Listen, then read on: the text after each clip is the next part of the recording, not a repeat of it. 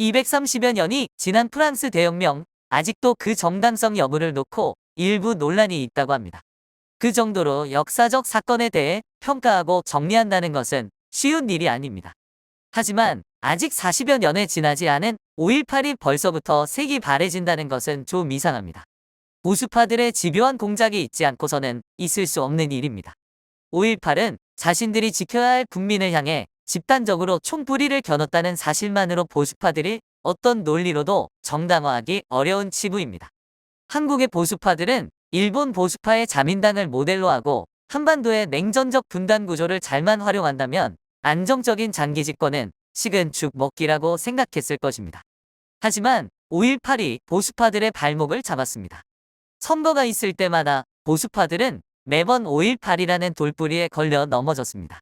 반대로 한국의 진보파와 민주진영은 5.18에 기대어 민주화를 이뤄내고 보수파들의 압도적인 정치 공세를 넘어왔습니다.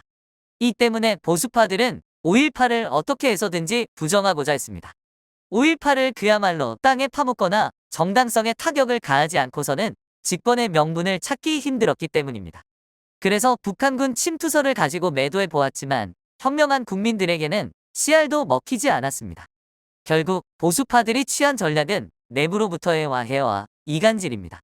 사실 5.18은 세계의 모든 역사적 사건들처럼 철통같이 단결된 하나의 세력이 만들어낸 사건이 아닙니다. 모래알처럼 흩어져 있던 각계의 민중들이 외부의 공격과 억압에 맞서면서 자연스럽게 만들어낸 역사적 사건입니다. 어떤 사람들에게는 구조적 억압에서 비롯된 필연적 사건으로 느껴졌을 것이고 어떤 사람들에게는 자연스럽게 일어난 우발적 사건으로 여겨졌을 것입니다. 어쨌든 5.18은 그 분열과 상처, 단순성에도 불구하고 하나의 생명체처럼 스스로에 만들어내며 역사적인 파동을 일으켰습니다. 결과적으로 한국의 역사를 진보시키고 지탱해 오는 힘의 한 축이 되었습니다. 이제 보수파들은 5.18이 만들어온 이 불편한 상황을 넘어서고 싶어합니다. 5.18을 완전히 땅에 파묻는 것은 불가능한 일이겠지만 5.18이 적어도 역사의 유령처럼 자신들의 꿈에 자꾸 나타나는 악몽만은 피하고 싶어합니다. 보수파들의 그런 집요한 열망이 만들어낸 사태의 최신 버전이 작금의 가해자와 피해자의 역사적 화해라는 거짓 무대가 아닌가 합니다. 가해자와 피해자의 거짓된 화해 무대가 사실로서 인정된다면 앞으로 보수파들은 아무런 양심의 가책도 없이 5.18을 생명력 없는 역사의 화석으로 만들어 버릴 것입니다.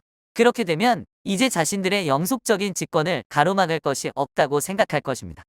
마치 가해자 일본이 피해자 한국과의 거짓된 화해를 통해 과거에 대한 굴레를 벗어던지고 또 다시 거침없이 동아시아의 군사적 패권 국가로 부활하고자 하는 열망을 숨기지 않는 것과 하나도 다르지 않을 것입니다.